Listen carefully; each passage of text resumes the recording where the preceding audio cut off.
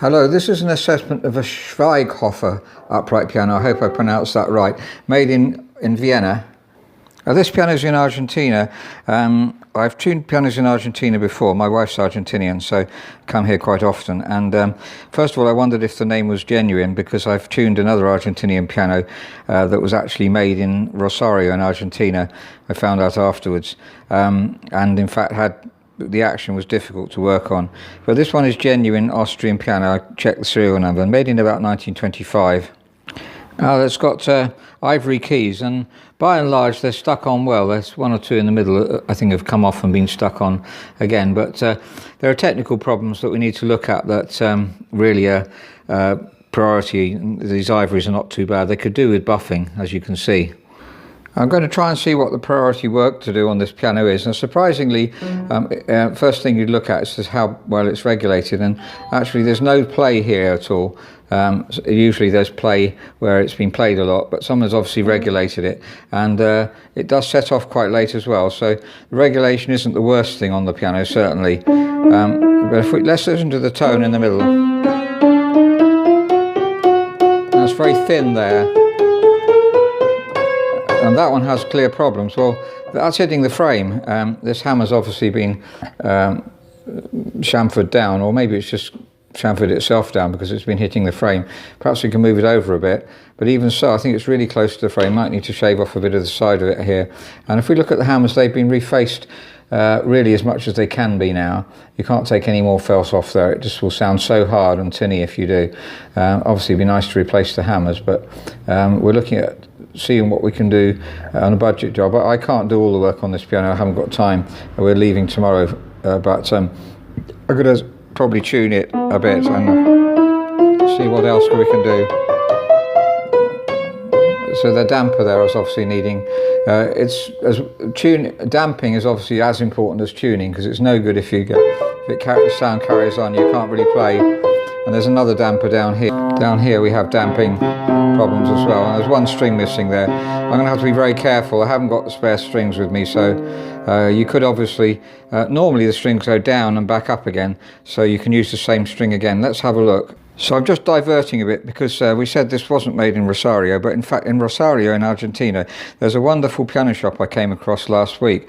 I want to encourage, if you live in Argentina, to use them. Excellent shop. They sell Feurich pianos, which is one of the top makes in the world. Wonderful business, and very serious people. So I want to encourage you, wherever you live in Argentina, transport won't cost that much, and they're really, really nice people to work with. Unfortunately, they are all individually strung, and this one is missing here, you can see. Unfortunately, all individually strung, so you can't use the same string again up to a certain point. Now, at this break point, they do go down and back up again, so you just can wind down part of the string, wind it round the pin, and back up on the other tuning pin. So you can see there the same hitch pin here shares the string, goes round and back up again onto the next one, so you just can wind the string down on one side, back up on the other, and that saves having to replace it, which is much better, because you haven't got to wait. If it's a replacement, then that string's got to stretch and bed in with the rest, and it may not quite sound the same afterwards. We're looking at the soundboard behind here as well. You can see several splits in it, repairs here, clearly have major problems, and that's why the sound is so thin.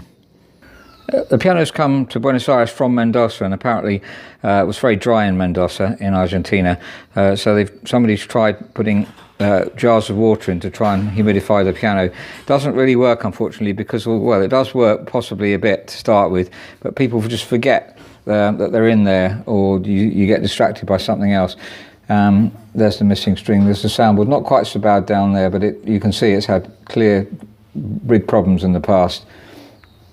The only real solution, or trying to get a solution to the problem with the very dry atmosphere, is to put tropical plants in the room who love moisture, and therefore you have to keep watering them and you don't forget them then.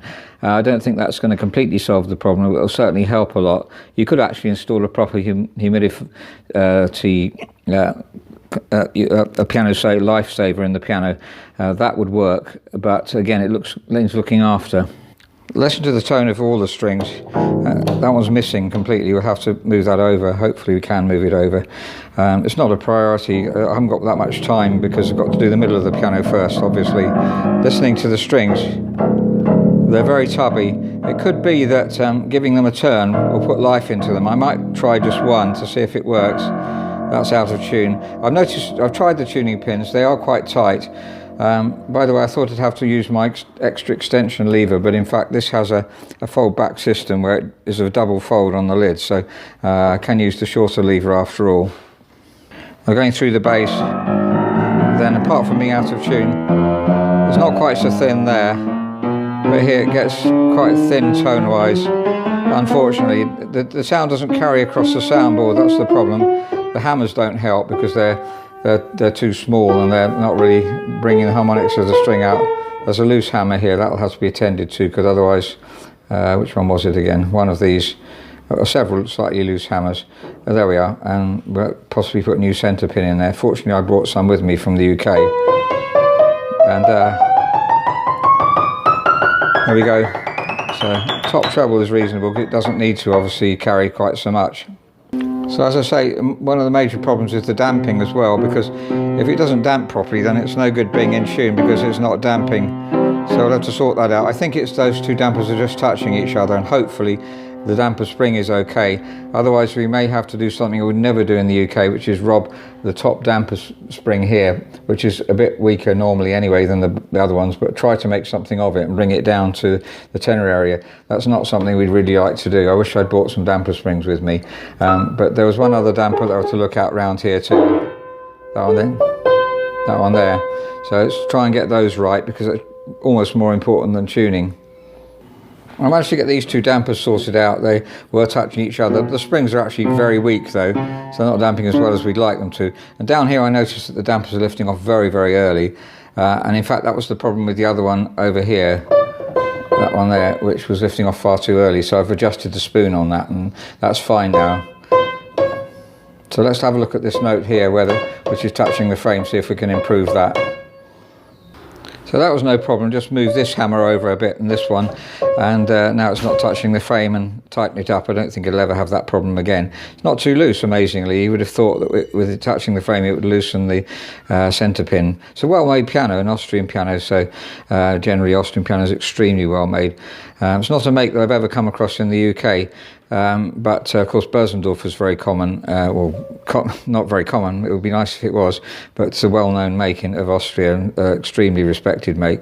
So it's very nice.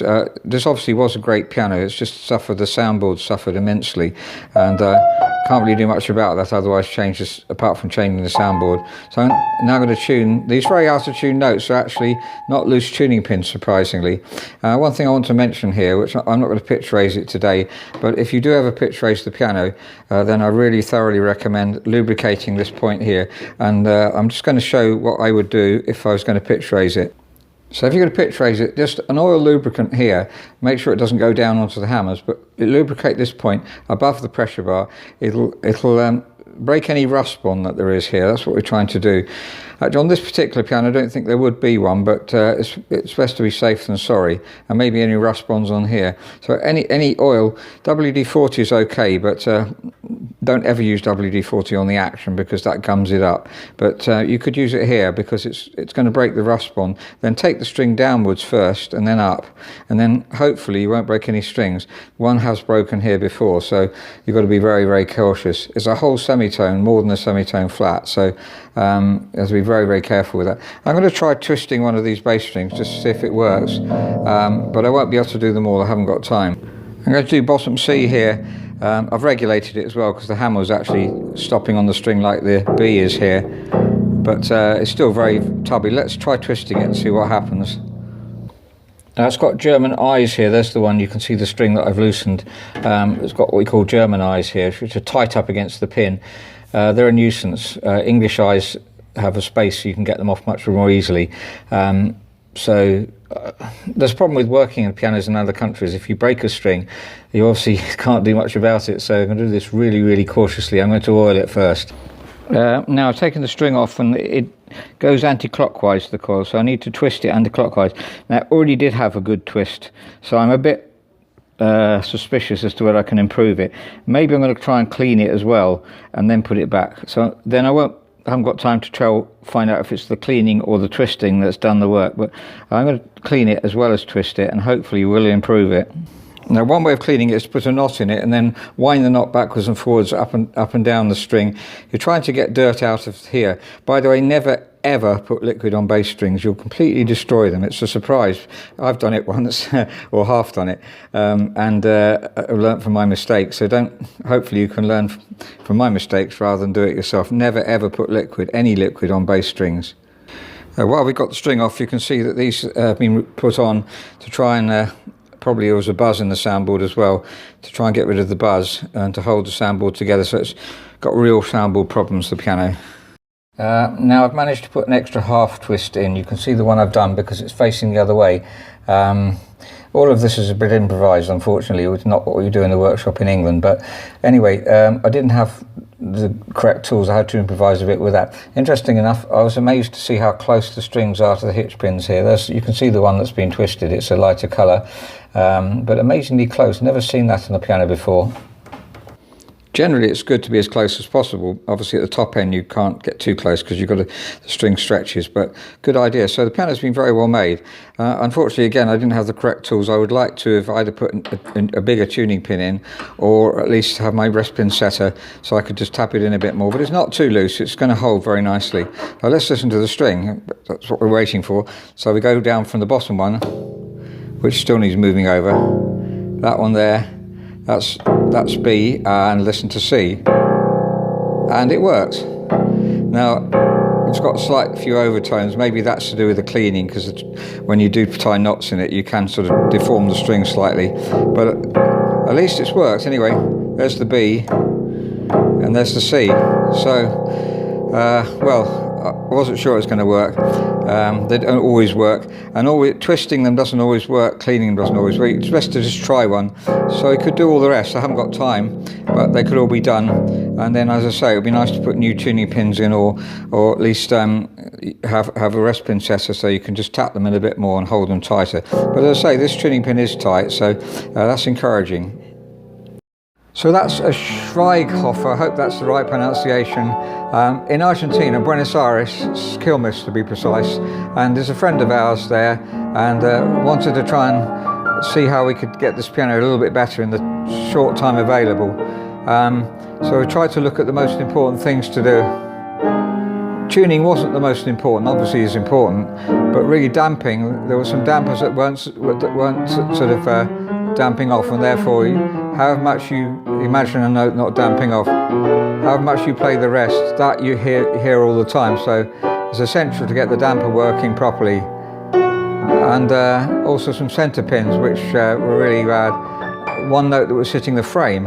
So those things are really important. I also tried to improve the bass strings, trying one string. I haven't got time to do the rest, but you can see that it's improved. And pitch raising the others also helped them a bit.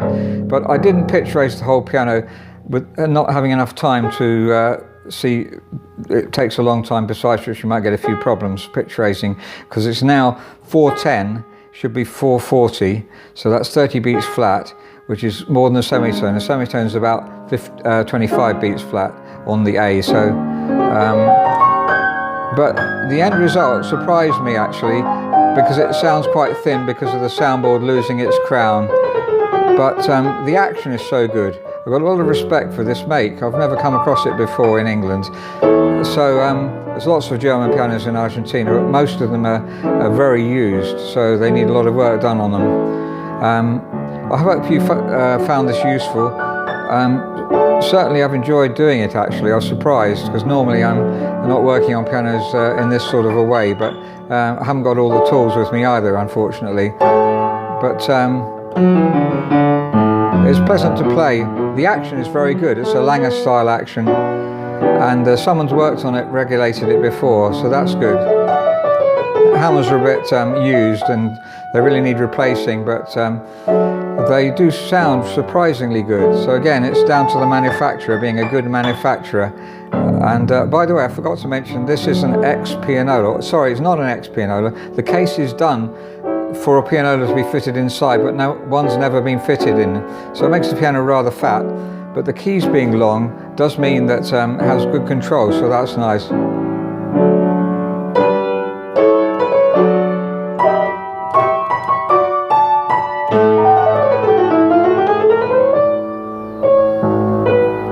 It has good control on the action, so a pleasant piano to play. And the tuning pins were tight too, so many positive things to say, and a very interesting experience. Thank you very much for listening.